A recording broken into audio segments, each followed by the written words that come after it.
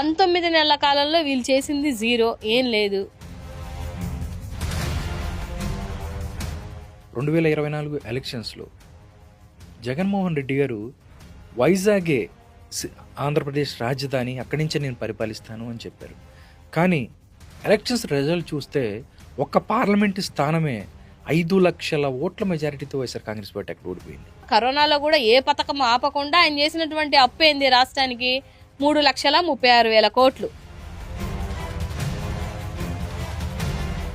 National channel కూడా ఆంధ్ర రాష్ట్రంలో 42 lakhs vote చోరీ జరిగిందని చెప్పారు.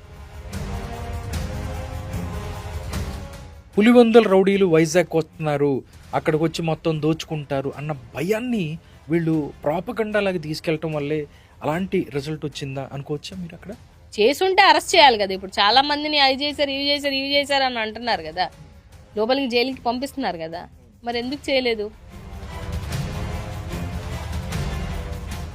ఆంధ్ర రాష్ట్రానికి నష్టమే జరిగింది. ఎందుకు? రాజధాని కూడా లేదు ఇవాళ. మాకు ఒక రకంగా సిగ్గుచేటే, అది అందరికీ బాధాకరమైనటువంటి విషయం. ఆంధ్రప్రదేశ్ ఏకైక రాజధాని అమరావతికి ఒప్పుకుంటారా, లేకపోతే ఏంటి ఈ స్టాండ్ ఏమైనా మార్చే?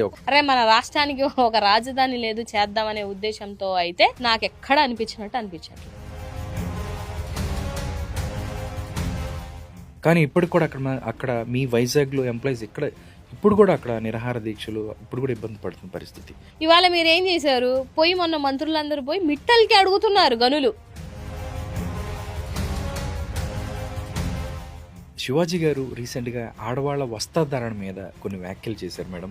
సాంప్రదాయంగా ఉండమని చెప్పండి, తప్పు కాదు, ఆ విషయాన్ని నేను తప్పు పట్టను. కానీ సాంప్రదాయంగా లేకపోతే 10 మంది వచ్చి చేతులేస్తారు అని అంటే మీ ఆలోచన దృక్పథం ఎంత చండాలంగా ఉందో ఒకసారి ఆలోచించండి. పిఠాపురం లాంటి దాట కులాలను తీసుకొచ్చి మాట్లాడారు.